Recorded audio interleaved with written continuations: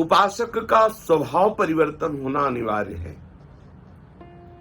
यदि आपका सांसारिक स्वभाव, भोग वासनाओं के संग्रह भोगने का प्रभाव, राग द्वेष का स्वभाव, मान अपमान का प्रभाव, ये प्रभाव स्वभाव अगर बना रहा तो हमारी उपासना इस रस की स्थिति में हमें नहीं पहुंचा पाएगी। हमारा स्वभाव बदलना चाहिए। हमारे हृदय में जब ये दो बातें आने लगेंगी तो हमारा स्वभाव बदल जाएगा। पहली बात कई बार सत्संग में वर्णन की गई है, हमारे ऊपर हमारे आराध्य देव की, गुरुदेव की अपार कृपा है। पहली बात, असीम कृपा हमारे ऊपर बरस रही है। कल चर्चा में बताया गया था कि कृपा को केवल सुख सुविधा सम्मान अनुकूलता में न तौले। कृपा अपार महामहिमामय प्रेम स्वरूप श्री प्रियालाल के चरणारविंद में ही पहुंचाएगी। वो कैसी भी परिस्थिति लावे, कर्कश परिस्थिति लावे या सुकोमल परिस्थिति लावे, उसका परिणाम महामंगलमय महामोदमय है। इसलिए उपासक को सबसे पहले वर्ण करना चाहिए कि हमारे ऊपर श्री श्यामा श्याम की अपार कृपा है, श्री गुरुदेव की अपार कृपा है। पहली ये बात। और दूसरी बड़ी महिमामयी बात, श्यामा श्याम की प्राप्ति के लिए दृढ़ निश्चय, दृढ़ विश्वास पूर्वक निरंतर भजन ध्यान देने योग्य विषय है। हम यदि अपने स्वभाव को नहीं बदल पाए तो हमारी उपासना का हमारे ऊपर प्रभाव ही क्या पड़ा। स्वभाव बदलने के लिए दो बातें अत्यंत आवश्यक है। पहली ये बात कि हमारे ऊपर असीम अपार कृपा हमारी श्री स्वामिनी जी की, हमारे श्री हरि की, हमारे श्री गुरुदेव की, जो भी आप भाव करें, जो भी निष्ठा करें, हमारे ऊपर अपार कृपा है। कृपा को अनुकूलता और नाना प्रकार की भोग सामग्री में ना तौले। कृपा का परिणाम महामोदमय महामंगलमय प्रियालाल की प्राप्ति कराएगा। आप हर परिस्थिति में कृपा का अनुभव करें। हमें चारों तरफ से कृपा घेरे हुए है। उस असीम कृपा के द्वारा हम अबाधित निर्बाधित प्रेम मार्ग में आगे बढ़ते जा रहे हैं। दूसरी बात, हमारा लक्ष्य दृढ़ हो। इस जन्म में मुझे किसी और विषय से, पद प्रतिष्ठा से राजी नहीं हो जाना। मुझे भगवत प्राप्ति करनी है। बिना भगवत प्राप्ति के मुझे विश्राम नहीं। कहीं हम मनोरंजन में, कहीं सुख सुविधाओं में हम विश्राम न मान ले। हमारे विश्राम का हेतु श्री वृंदावन धाम में विहार करने वाले अत्यंत सौंदर्य समुद्र युगल सरकार हैं, जो सुख स्वरूप अमृत स्वरूप जोरी श्री प्रिया प्रीतम की है। ये हमारी विश्राम स्थली है। श्री राधा जुग चरण निवास, श्री प्यारी जू प्यारे जू के चरणों के समीप रहना, अर्थात सहचरी भाव से या जो भी आप भाव करते हो अपने प्रभु के समीप रहना है हमारी विश्राम भूमि। जब तक ये स्थिति प्राप्त नहीं होती तब तक हम कहीं भोगों में विश्राम न मान लें। दृढ़ विश्वास के साथ इसी जन्म में मुझे प्रभु मिलेंगे। हम निरंतर भजन करते रहे, निरंतर प्रभु का स्मरण करते रहे। भक्ति मार्ग के उपासक को ये दोनों बातें अवश्य धारण करनी होंगी। जब तक चित्त वृत्ति का इष्ट में पूर्ण रूप से समर्पण नहीं हो जाता तब तक साधु स्वभाव आना, स्वभाव में परिवर्तन होना बड़ा कठिन होता है। बहुत ध्यान देने योग्य विषय है। यदि आप उपासक है, आपका स्वभाव परिवर्तित नहीं हुआ तो आपको मिल क्या रहा है? आप कोई न कोई असाधन कर रहे, सावधान होइए। हमारा जब तक इष्ट में पूर्ण मन नहीं लग जाता, चित्त वृत्ति नहीं लग जाती, तब तक स्वभाव का परिवर्तन नहीं होता। मुरारी पादार्पित चित्त वृत्ति सावई मन कृष्ण पदारविंदयो, इससे हमारा पूर्ण स्वभाव बदलेगा। साधन में सफलता हमारी है एक एक चित्तवृत्ति प्रभु के चरणों में अर्पित हो जाना। भक्ति योग उपासक प्रभु के कृपा बल से, गुरुदेव के कृपा बल से अपने मन को, अपनी चित्त वृत्ति को, जो गुरुदेव ने उपासना दी है, जो भगवान गुरुदेव रूप से आकर के शास्त्र सम्मत हमें उपासना का मार्ग दे रहे, उसके अनुसार चलने से मन भगवत चरणारविंद में लग जाता है, एक एक चित्त वृत्ति प्रभु में लग जाती है। यदि आप गुरुदेव के चरणों का आश्रय नहीं लिए, श्री हरि चरणों का आश्रय नहीं लिए, तो आप साधन कर रहे हैं, पर उस साधन में एक भयानक दोष प्रकट हो जाता है। अहंकार विमूढ़ात्मा करता हमिति मन्यते, मैं करता हूं, ये सूक्ष्म अहंकार अंदर से प्रकट होने लगता है। मैं बहुत बड़ा साधक हूं, मैं तपस्वी हूं, मैं ज्ञानी हूं। और यदि आपने श्री हरि चरणों का आश्रय लिया है, गुरु चरणों का आश्रय लिया है, तो आपको रहता है गुरुदेव की कृपा से हमारा साधन चल रहा है, गुरुदेव के आशीष से, गुरुदेव की कृपा दृष्टि से हमारे हृदय में सुंदर विचार आ रहे हैं, हमारे हृदय में भगवत चिंतन चल रहा है, हमारी साधना चल रही, हम व्यवहार में भी भागवतिक व्यवहार करते, गुरुदेव की कृपा से। हमारे ऊपर श्री जी की बहुत कृपा है, गुरु जी की बहुत कृपा है। तो ये अहंकार दोष जो सृष्टि के जन्म मरण का हेतु है, मूल है, वो हमें परास्त नहीं कर पाता है। साथ ही उसके अंदर ये धारणा होती है कि भगवान किसी साधना के परिणाम से नहीं, वो कृपा से प्राप्त होते हैं। उसके अंदर ये बैठ जाता है कि भगवत कृपा से ही भगवान की प्राप्ति होती है। तुम्हारी कृपा तुम्हें रघुनंदन, जानहि भगत भगत उर चंदन। भगवत कृपा से प्रभु के रहस्य को जानना, भगवत कृपा से भगवत प्राप्ति होना। यह गुण साधन ते नहीं हुई, तुम्हारी कृपा पाओ कोई कोई। जो भगवत आश्रित, गुरु आश्रित होता है, उसके हृदय में बात बैठ जाती है, जो साधन हो रहा है वो कृपा से हो रहा है, आगे जो और साधन बढ़ेगा वो कृपा से बढ़ेगा, भगवत प्राप्ति कृपा से होगी। वो कृपा का आश्रय लेने वाला उपासक कभी अहंकार नहीं करता, अभिमान रूपी दोष नहीं आता। उसकी धारणा होती है कि भगवत कृपा से भगवत प्राप्ति होती है।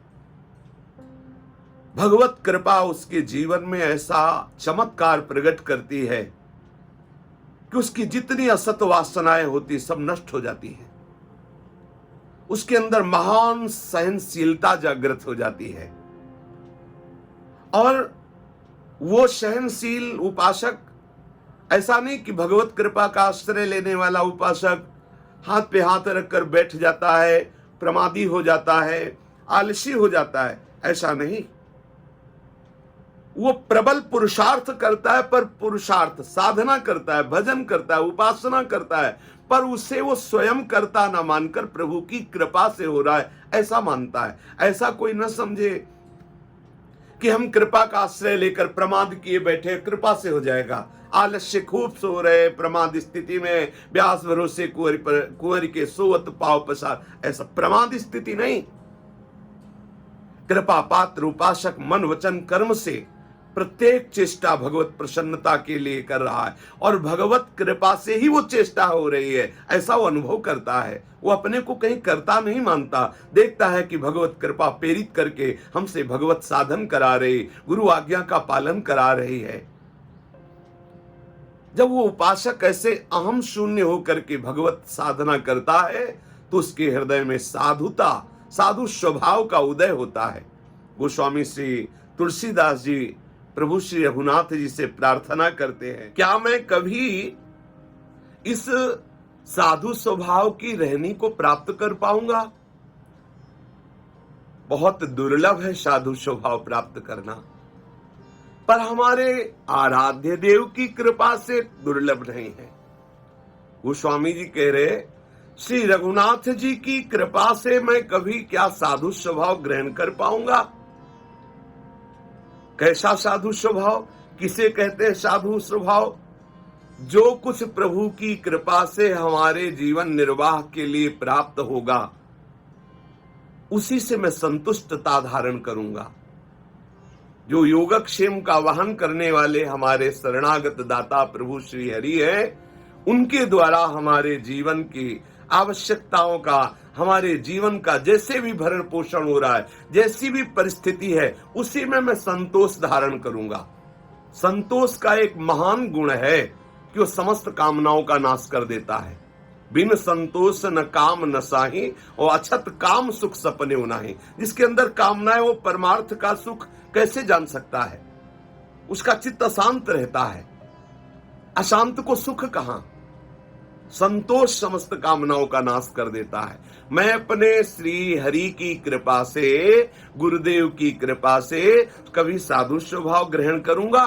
कैसा है साधु स्वभाव? जैसी भी परिस्थिति प्रभु ने हमें दी है, हम उसी परिस्थिति में संतुष्ट रहेंगे।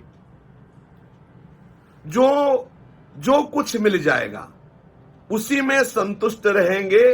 किसी मनुष्य या किसी देवता से कभी कुछ भी कामना नहीं करेंगे, कोई चाह नहीं करेंगे, और निरंतर हम दूसरों की भलाई की बात करेंगे। किसी की हिंसा नहीं करेंगे, किसी को कट वचन नहीं बोलेंगे, किसी का अमंगल नहीं होने देंगे। जहां तक हो सकेगा मन वचन कर्म से परहित निरत निरंतर मन क्रम वचन नेह निभाओगे। मन से, वचन से, कर्म से सबका मंगल करेंगे, सबको सुख प्रदान करने की भावना करेंगे। किसी का कभी अहित, अमंगल, हानि, हिंसा ऐसा हमारे अंदर कभी भाव न रह जाए। ऐसा हमारा स्वभाव बन जाए। हे मेरे प्रभु करुणा करो, ऐसा हमारे स्वभाव में आ जाए कि मन वचन कर्म से हम सबका मंगल करें, सबको सुख प्रदान करें। यदि हम भगवत मार्ग में चल रहे हैं, मन वचन कर्म से हम यज्ञ नियमों का पालन कर रहे हैं, फिर कोई हमारी निंदा कर रहा है, कोई हमें गालियां दे रहा है, कोई हमें पाखंडी कह रहा है, कोई हमें ढोंगी कह रहा है, बहुत कठोर वचन बोल रहा है, तो हमारा स्वभाव ऐसा कर दो प्रभु, परुख वचन अति दुसा श्रवण सुनी ते ही पावक न दहोंगो। जो कठोर वचन, निंदा, अपमान जनित बात सुनने पर हृदय में आग लगती है, प्रभु वो आग हमको परास्त न कर पावे, उसके हम वशीभूत न होने पावे। हमारा हृदय आपके चिंतन से, आपके सुमिरन से, आपके सेवन से ऐसा शीतल हो जाए कि दूसरे की गाली, दूसरे की निंदा, दूसरे के अपमान जनित वचन सुन करके हमारे हृदय में क्रोधाग्नि न पैदा हो। परुख वचन अति दुस्साह श्रवण सुनिते ही पावक न दहोंगो। विगत मान, हे कृपा सिंधु, हे करुणा सिंधु, मेरे में ऐसी बुद्धि कर दो कि मेरे हृदय में कभी मान प्राप्ति की चाह न रह जाए। मान बहुत जहर है। ये जहर देह अभिमान को पुष्ट करता है, देह भाव को पुष्ट करता है। प्रभु मेरे हृदय में कभी मान प्राप्ति की इच्छा न रहे। ये मान भगवत प्राप्ति में बहुत बाधक है। निर्माण मोहाजित संग दोषा अध्यात्म नित्या विनिवृत्त कामा। मान रहित सबहि मान प्रद आप अमानी। अमानी ना मान देनो, ये मान हर आचार्य महापुरुष जन कह रहे बहुत घातक है। विगत मान, हे नाथ ऐसी कृपा कर दो कि हमारे स्वभाव में मान प्राप्ति की चाह ही न रह जाए। दूसरों को मान देने की भावना हो, दूसरे से मान प्राप्ति की चाह न रह जाए। सदैव भगवत चिंतन में मैं लगा रहूं, कभी किसी की निंदा न करूं, कभी किसी का अपमान न करूं, कभी किसी से मान प्राप्ति की चाह न रखूं। हे नाथ आप हम पर ऐसी कृपा कर दो। दुख सुख सम बुद्धि सहोंगो। चाहे जितना भयानक दुख हो, हम कभी आपका चिंतन न छोड़े, कभी अपने धर्म से विचलित न हो, और चाहे जितना सुख संपत्ति बढ़ जाए हम कभी फूले ना, कभी अभिमान न करे, सदैव दुख सुख में समान बुद्धि रहे। हे कृपा सिंधु प्रभु ऐसी कृपा कर दो। कभी मैं किसी की निंदा ना करूं, कभी किसी को अपमानित ना करूं, कभी किसी से मान की चाह ना रखूं, दुख सुख में समान भाव रहे, ऐसा साधु स्वभाव प्रभु हमें दे दो। शरीर संबंधी सुख दुख की जो परवाह करता है वो परमार्थ पथ में आगे कैसे बढ़ सकता है? भगवत मार्ग का उपासक शरीर संबंधी सुख दुख की परवाह नहीं करता, मान अपमान की परवाह नहीं करता। कौन हमारा शत्रु है, कौन हमारा मित्र है। ये बाहरी नाटक करने के लिए वो हमारा परमात्मा तत्व ही ऐसा नाटक मंच पर रोल कर रहा है, हमें ये देख रहा है, वो ही स्वांग कर रहा है हम किससे मित्र माने, किससे शत्रु माने। क्योंकि सर्वत्र मेरा प्रभु उमा जे राम चरण रत, विगत काम मद को निज प्रभु में देखे जगत, कैसन करें विरोध। इस शरीर सुख के लिए हम किसी को अपना शत्रु माने, किसी को अपना मित्र माने। प्रभु ये स्वभाव बदल दीजिए, हमारे अंदर साधु स्वभाव ला दीजिए। हे नाथ, इस मार्ग में चलने पर ही आपकी अविचल भक्ति प्राप्त होती है, इसलिए हमें साधु स्वभाव दीजिए। ये साधु स्वभाव उपासक को धारण करना अत्यंत आवश्यक है। शरणागत भगवत उपासना में लगा हुआ उपासक यदि अपना स्वभाव नहीं बदलता, यही राग द्वेष, दूसरा कोई कठोर बोल दे तो हमारे हृदय में आग लग गई, उसको हमने शत्रु मान लिया।